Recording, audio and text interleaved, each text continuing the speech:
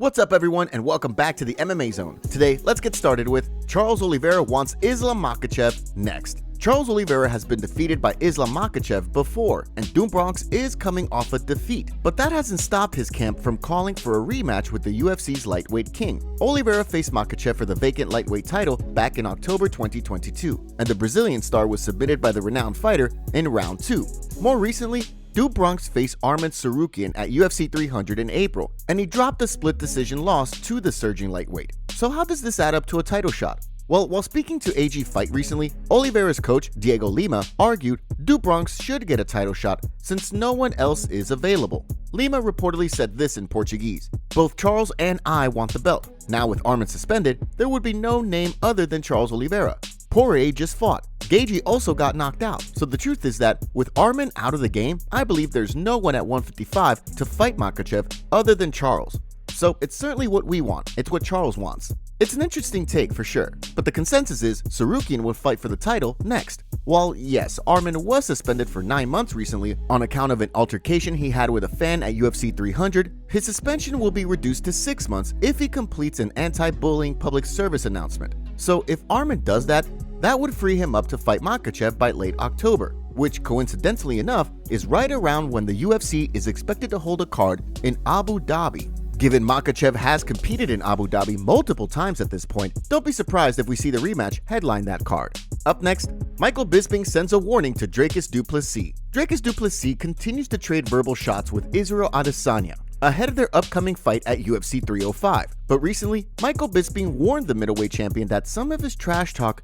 could get him in trouble. Adesanya and du Plessis have been feuding for a while now, and after DDP won the middleweight crown in January, he called for a fight with the last stylebender again. At the time, Adesanya wasn't far removed from announcing he was going to take an extended break from fighting, following his loss to Sean Strickland last September. Well, more recently, du Plessis has been claiming the break Adesanya took is evidence that the star has 1 foot out the door on his fighting career. Further, the champ has claimed Adesanya is trying to convince himself he still wants to compete. On Bisping's YouTube channel, he weighed in on some of the comments DDP has been firing Adesanya's way.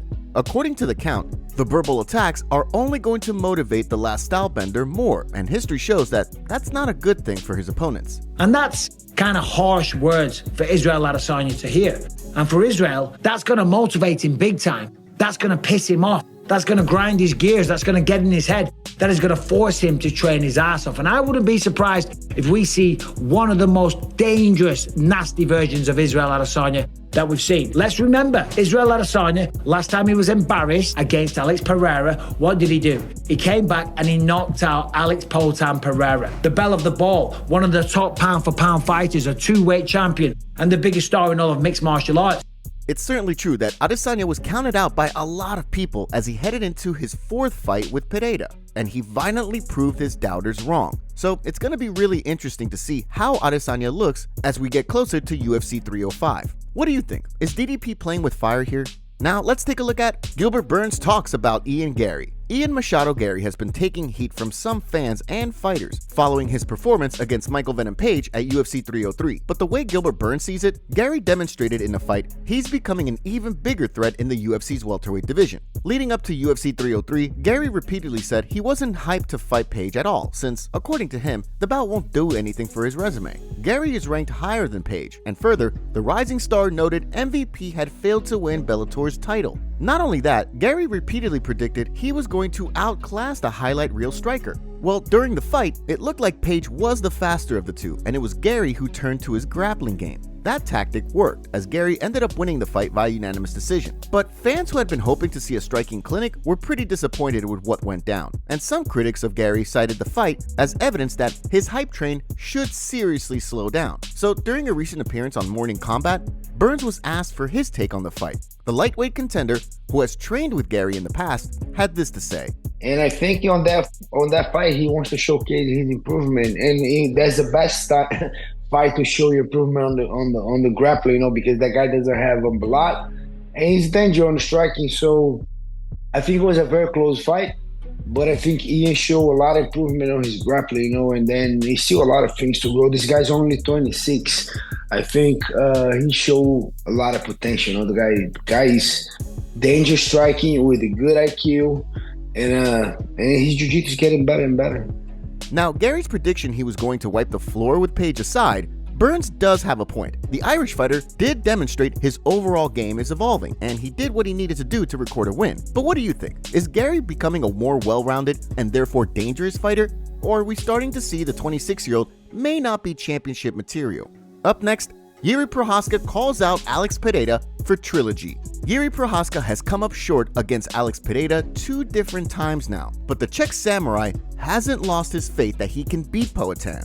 Prochazka faced Pereira for the first time last November and was stopped by the dangerous fighter in round 2. Since Prochazka was still trying to defend when that fight was stopped, many people weren't happy with that stoppage. But in their second fight last month, Pereira devastated the former champ with a head kick and follow-up punches. After UFC 303, Prochazka spoke with TNCZ. The former light heavyweight champion reportedly told the Czech outlet that he still believes that if he's healthy, he can beat Poatan. In addition, Prochazka said this: "I know I can beat Pereira. I feel I have what it takes, and I just need to unlock the right things to really win. I'll let my next opponent crystallize. I'm thinking of names. There's Jamal Hill, Magomed Ankalaev, and Jan Blachowicz." Now, Prochazka has also reported he was dealing with a staph infection as well as a back injury leading up to UFC 303. So that could help explain why he's still confident he can defeat Pereira. But what's also interesting is recently, one of Jiri's coaches said they're considering a drop to middleweight. That prompted some of the following reactions online. Jiri is going down because I'm sure they won't give him another title shot for a long time. If Pereira can do 185, I'm sure he can too. He would absolutely fit into the very silly middleweight division, but for the love of God, try teaching him basic defense first.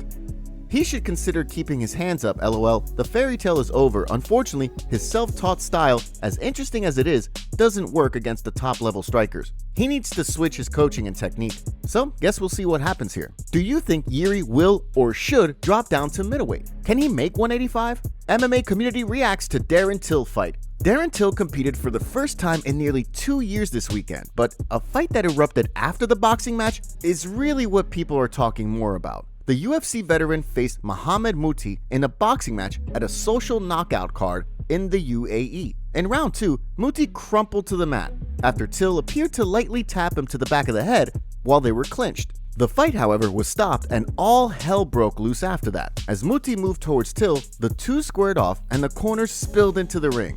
While talking about the bizarre and jaw-dropping end to the fight, Till lit up Muti. "This is fighting. You get hit. If you don't want to continue fighting, don't be a fighter. He's not a fighter. He's not a real fighter. He's a coward. And then, when I'm minding my own business, he comes and attacks me." All this madness aside, it'll be interesting to see what comes next for Till. The Liverpool fighter was booked to box Julio Cesar Chavez Jr. on the Jake Paul-Mike Tyson card before that event was postponed.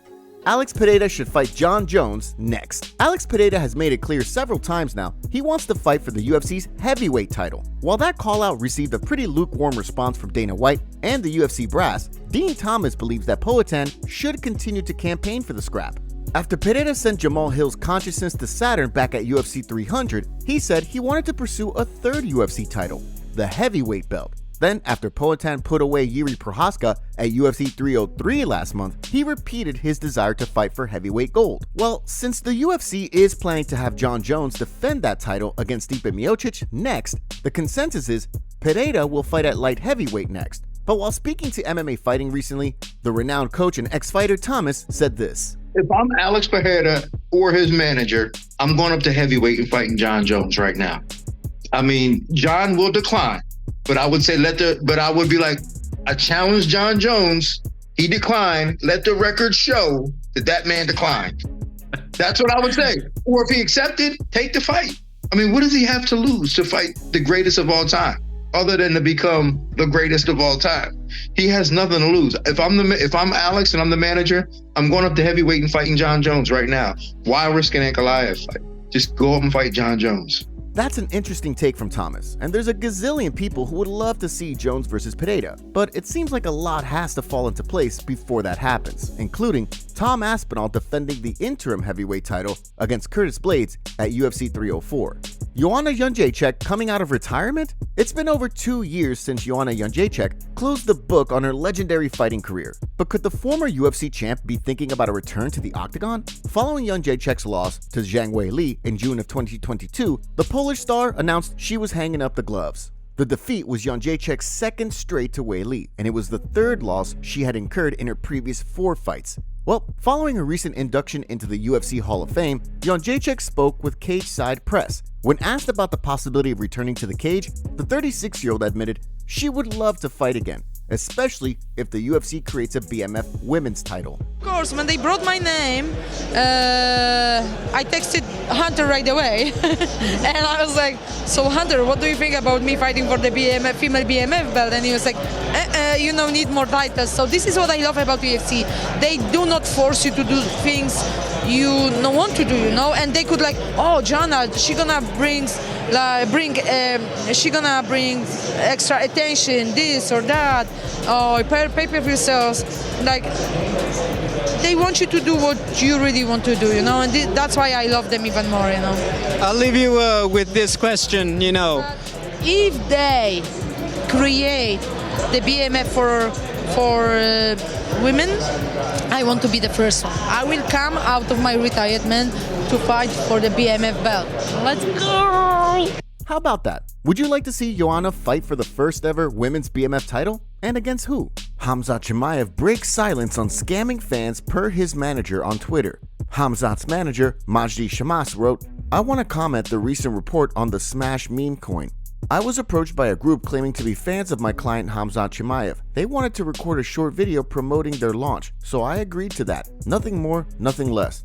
Maybe I was misled. Khamzat wasn't involved and knows just as little as you do, so the news is really unpleasant and I'm seeking an explanation from those responsible. My apologies to Khamzat and all others of you affected by this. If I could have done anything differently, thank you for your understanding. I'll keep you updated." He also took responsibility for the incident, saying, "They just wanted Khamzat to do a quick promotional video, which I agreed to on his behalf. If it turns out that that was a mistake, I really apologize. I'm still trying to gather more information and wrap my head around this mess." Top comments. I was expecting a snooze fest as they're both over the hill, but it was actually a decent fight. A Nate decision always gets effed by judges. At least it went his way for once, decision-wise. I don't think this was a robbery. The rounds Masvidal won were clear, but the close rounds were edged out to Diaz due to volume. Not a robbery. 98-92 is criminal. I felt like Nate Diaz's boxing looks like a fight that broke out on the girls' basketball court.